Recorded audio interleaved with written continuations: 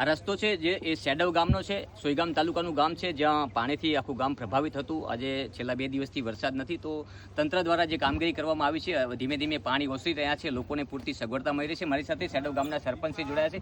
સરપંચ, કેવા પ્રકારની વ્યવસ્થા હતી ને જ્યારે લોકો ફસાયા ત્યારે કેવી સ્થિતિ હતી ને અત્યારે કેવી છે? અત્યારે બધું નિકાલ થઈ ગયો છે. પહેલા જ્યારે તકલીફ હતી ત્યારે તંત્ર અને સરકાર ખડે પગે રહી જમવા માટે. આ જે જરૂરિયાત હતી તમામ પૂરી પાડી, અને અત્યારે જે પણ થઈ, હવે ખેડૂતને નુકસાન છે અતિ ભારે. બાકી બધું અત્યારે તો કમ્પ્લીટ છે. છેડો કુંભારકા બનેગા, શેડાવ અને કુંભારકા બંને રેડી, બંને મતલબ પાણી ઓસરી રહ્યા છે. અત્યારે પાણી ઘટી રહ્યું. તો હાલ જે તમે વાત કરી ખેડૂતોને તકલીફ છે, તો પશુપાલન સાથે સંકળાયેલો વિસ્તાર છે આપણો, તો કેવા પ્રકારે અત્યારે તો દૂધ ભરાવાના પણ તકલીફ હશે? અત્યારે ડેરી પણ બંધ છે. 3 દિવસથી ડેરી બંધ છે, કારણ કે પાણીના હિસાબે ટેન્કર આવી શકે એવી હાલત હા, અને થોડીક લાઇટની તકલીફ છે. ઘાસચારાની કે કઈ રીતના પોઝિશન? ઘાસચારાની અત્યારે પાણીમાં છે બધું. પશુપાલન અત્યારે તકલીફ છે.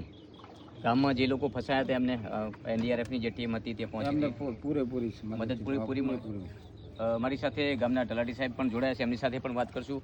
ગામની બહુ મહત્વની જવાબદારી હોય છે. જ્યારે આવી ગામમાં આપત્તિ આવતી હોય છે ત્યારે સૌથી પહેલાં તલાટી સાહેબની જવાબદારી આવશે. તો સાહેબ, અહીંયા કેવા પ્રકારની તંત્ર દ્વારા વ્યવસ્થા મળી છે? આપ ખડે પગે રહ્યા છો અને લોકો કઈ રીતના ફસાયા હતા, કઈ રીતના બચાવવામાં આવ્યા છે અને એમને કઈ કઈ સવલતો પૂરી પાડવામાં આવી?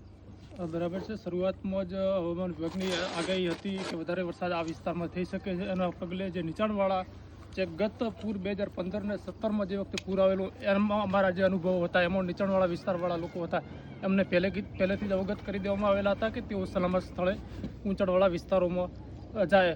વધારે નુકસાન તો ખેતી અને જે પશુપાલન કરતા લોકોને પશુઓમાં થયું છે. બાકી જે લોકો હતા એ પહેલેથી જ ઊંચાણવાળા વિસ્તારોમાં ચોક્કસ મુશ્કેલી ઘણી વેઠવી પડી છે, પણ ઊંચાણવાળા વિસ્તારોમાં જવાથી જાનહાનિ ટાળી શકાય છે. વહીવટી વિભાગ દ્વારા કેવી સવલતો અહીંયા પૂરી પાડવામાં આવી? કારણ કે ઘણા બધા લોકો ગ્રામીણ વિસ્તારમાં વધુ ફસાયેલા હતા અને શેડવ ગામ છે, કહી શકાય કે નીચાણવાળા વિસ્તારમાં છે. તો ચોક્કસ શેડવ ગામ નીચાણવાળા વિસ્તારમાં છે. ચારે તરફ પાણીથી ઘેરાઈ ગયું હતું, એટલે એને પગલે ફૂડ પેકેટ એનડીઆરએફની ટીમ દ્વારા આ લાઈફ જેકેટને બોટ સાથે ત્યાં જઈને પૂરો પાડવામાં આવે છે. હાલમાં બંને ગામોમાં જે ઘંટી છે, જે અનાજ દળવાની, તે ચાલુ કરવામાં આવી ગયેલી છે આ મશીન ડીઝલ એન્જિન વડે. એટલે હાલ એટલી બધી કોઈ તકલીફ શેડવ અને કુંભારકા બંને ગામોમાં નથી.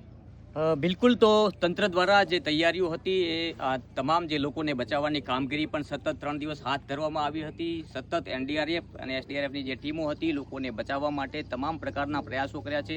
હવે જ્યારે 2 દિવસથી વરસાદે જ્યારે વિરામ લીધો છે, ત્યારે ચોક્કસ કહી શકાય કે હવે જે કુદરતે વિરેલો વિનાશ હતો અને એ કુદરત જ એને સમેટી શકશે. એટલે હવે જ્યારે 2 દિવસથી વરસાદે વિરામ લીધો છે, તો હવે આગામી સમયમાં તંત્રની જે કામગીરી છે એમાં પણ સવલત મળશે. અને તંત્રએ અત્યાર સુધી જે કામગીરી કરી છે, લોકોને બચાવવાના પ્રયાસો કર્યા છે, ફૂડ પેકેટ પહોંચાડવાના જે પ્રયાસો કર્યા છે, એ તમામ પ્રકારે અત્યારે તંત્ર બનાસકાંઠા જિલ્લાનું ખરું ઉતર્યું છે. નમસ્કાર.